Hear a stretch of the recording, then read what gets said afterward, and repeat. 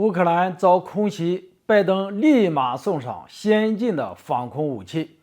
欧洲人发现不对劲儿。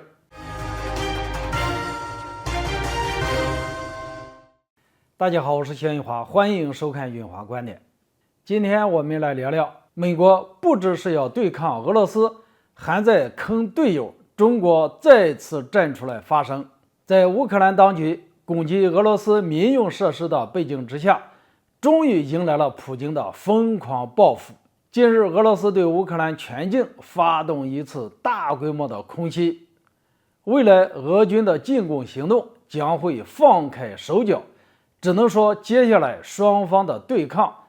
将会更加的残酷和激烈。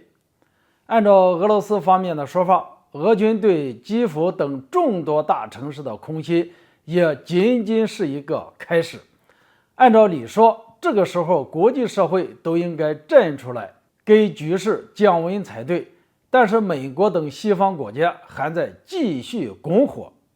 中国实在看不下去了，再次站出来发声。在普京针对乌克兰的空袭发生之后，众多的西方国家纷纷对泽连斯基送来了问候。德国不仅要为乌军提供价值1100万欧元的过冬费用，而且还将向乌克兰交付一款现代化的防空系统，而且他也在呼吁北约继续加大对乌克兰的军援。英国也在呼吁北约领导人召开紧急会议，各大同盟国要紧紧地团结在一起，反对俄军的行动，并继续为乌克兰提供国际支援。法国总统马克龙也表示，俄方针对乌克兰平民的蓄意袭击，意味着这场战争的性质已经发生了变化。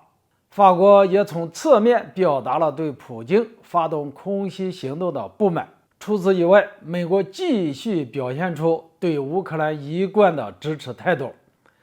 拜登总统及时和泽连斯基通了电话，事后还发表了一份声明，大概意思是美国谴责俄罗斯的行动，也和西方的盟友一起让普京为自己的行为付出代价。最后，拜登再次做出了承诺，继续对乌克兰提供军事援助，而且还给乌军提供先进的防空系统。自从俄罗斯发起特别军事行动以来，美国已经累计向乌克兰提供了多达160亿美元的军事援助，而且只要俄乌两国继续打下去，美国的军援就会源源不断的送达。在此之前，乌克兰方面已经向美国发出请求，希望给他们提供射程超过300公里的战术导弹武器，以及更加先进的无人机。他们还想要 F-15 和 F-16 这样先进的4代战斗机。虽然美国还没有答应，但是如果俄乌冲突继续扩大，在未来的某一个时间，这些更加具有攻击性的武器不排除会出现在俄乌战场之上。美国不断拱火，而且还在大把的向乌克兰掏钱，最直接的结果就是俄乌双方以及欧洲各国都因为这场战争元气大伤，这样美国就能更好的掌控整个欧洲以及对抗俄罗斯。从某种意义上来说，在俄乌冲突愈发激烈，双方相互攻击民用设施的时候，是美国最愿意看到的事情。美国前陆军副参谋长